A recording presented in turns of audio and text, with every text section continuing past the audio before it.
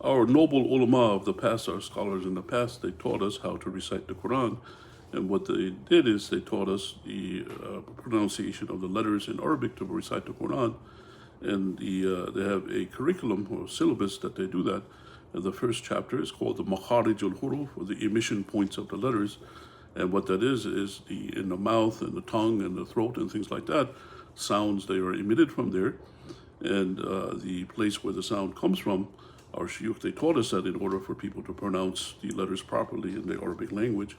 And one of the Imam of Tajweed, his name is Ibn al-Jazari, and he had in his poem, he says, Makharij al-Hurufi Sab'ata Ashar, Makharij al-Hurufi Sab'ata Ashar. The emission points of the letter are 17. So there's 17 different places where he chose Al-Ladhi Yakhtaruhu Maliktabar, on the one that chooses that view, on the one that examines it. So what happens is when you look at the emission points of the letters, if you see like the diagram here, these are all the different places where the letters are emitted from.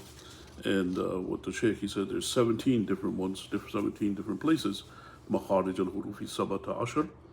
And Al-Ladhi Yakhtaruhu, the one that chooses that, because they see like all these ones are different letters. Some of the ulama, they say each letter has its own emission points, so they have different opinions on how many different distinction points that they're emitted from.